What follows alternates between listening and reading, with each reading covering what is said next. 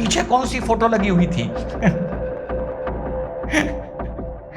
ये वही फोटो थी जिसे भाई लोगों ने दे दनादन दे दनादन दे दनादन गोले मार के तोड़ा था। उसके बाद यहाँ की जो अफगानी की रिलीजियस एजुकेशन थी वो अरब से ना इन्फ्लुएंस होकर देवबंद से होने लगी। ये कनेक्शन है।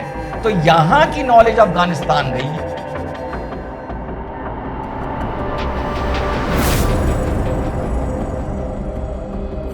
हेलो, नमस्कार, सत श्री अकाल, अस्सलाम वालेकुम। कैसे हैं जनाब? तो 6 दिवसीय यात्रा पे अफगानिस्तान के जो फॉरेन मिनिस्टर आए हैं वो देवबंद पहुंच चुके हैं।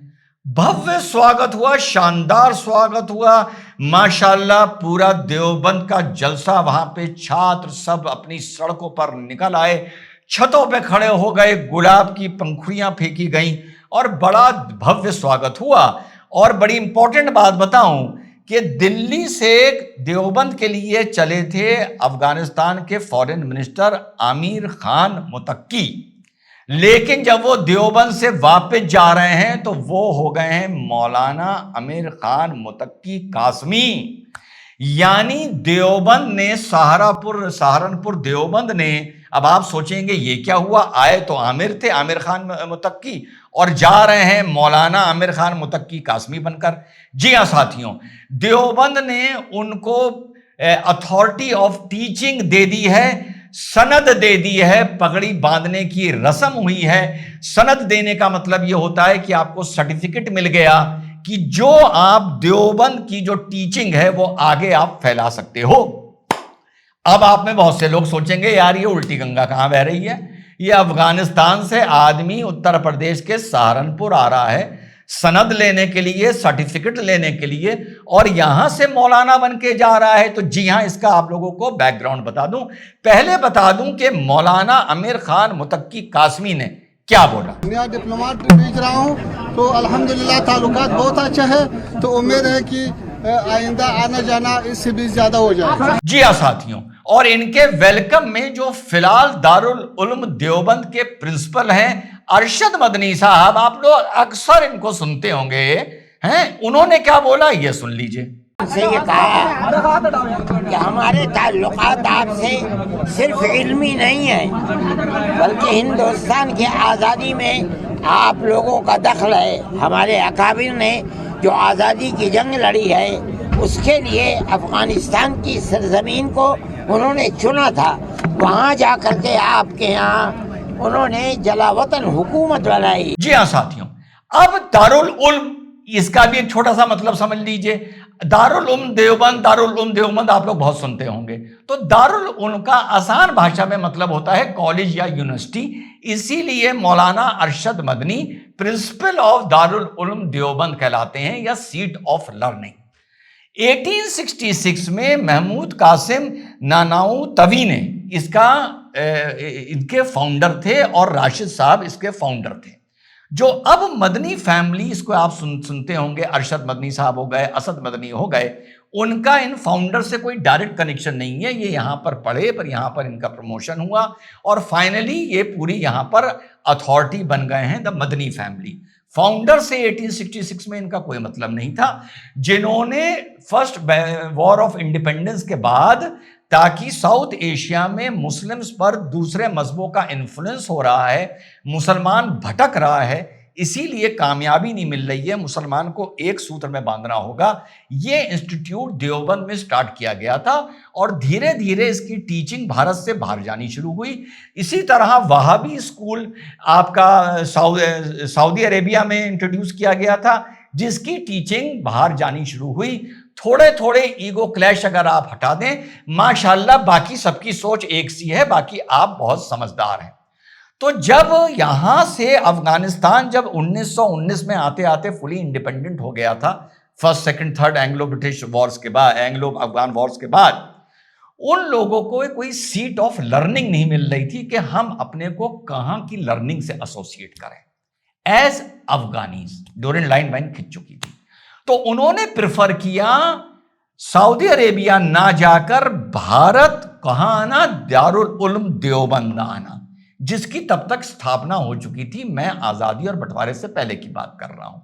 तो वहां से अफगानिस्तान के स्कॉलर्स का ताल्लुक होना, अफगानिस्तान के स्कॉलर्स का ताल्लुक होना शुरू हुआ यूपी के देवबंद से। उसके बाद जब आज़ादी से पहले जब आपका खिलाफत मूवमेंट हुआ ओटोमन एम्पायर के लिए, ब्रिटेन जब वहाँ की खलीफत ख़त्म कर रहा था, तब खलीफत मूवमेंट में दारुल उलूम देवबंद का बहुत बड़ा रोल था।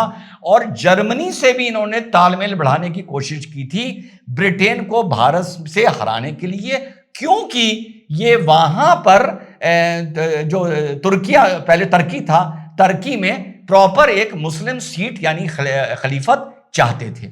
उसके बाद आज़ादी और बंटवारे के टाइम बंटवारे का भी इन्होंने विरोध किया था।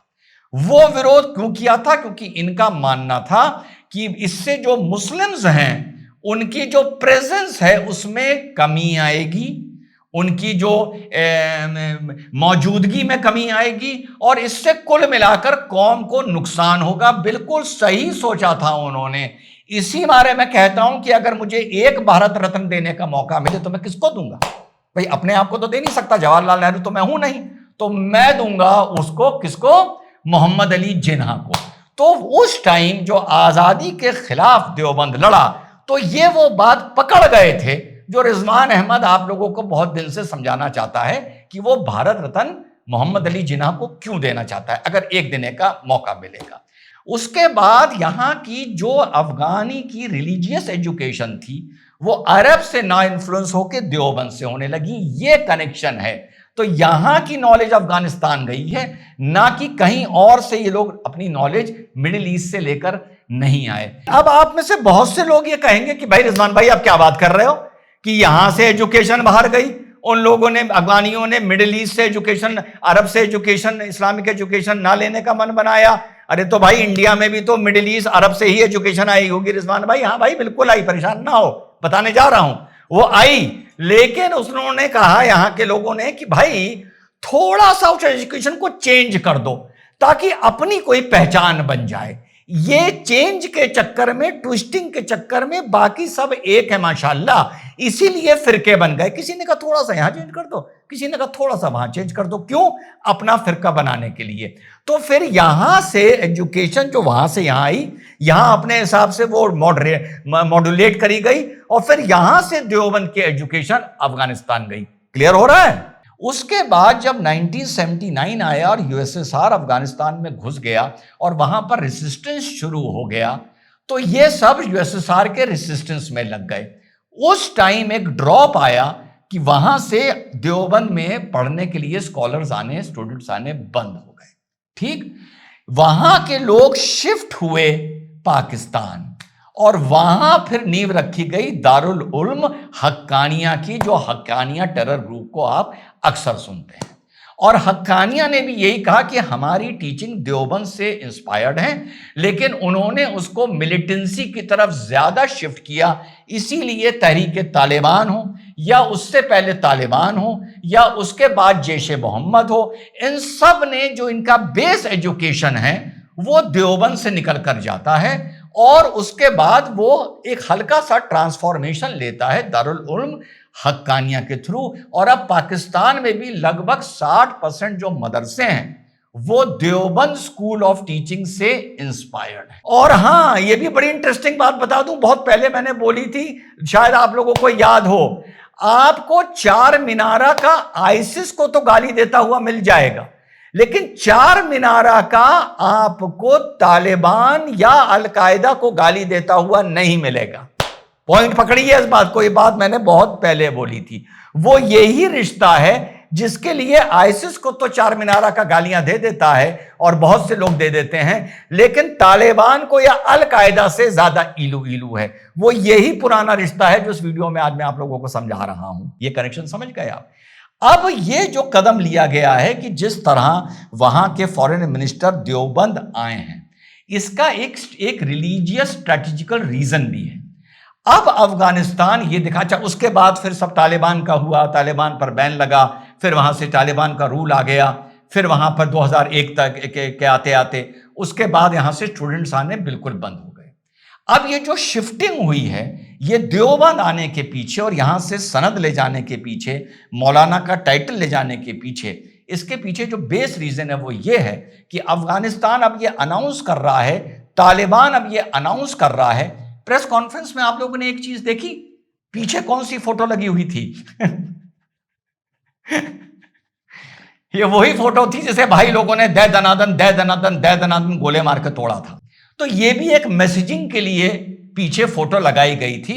और इन लोगों को पता है कि हिंदुस्तानी नागिन बन के लौटने बहुत जल्दी लगते हैं। तो ये इन लोगों को माशाल्लाह, आप लोगों का नेचर पता है, मेरा नेचर कैसा है आप लोग जानते हैं।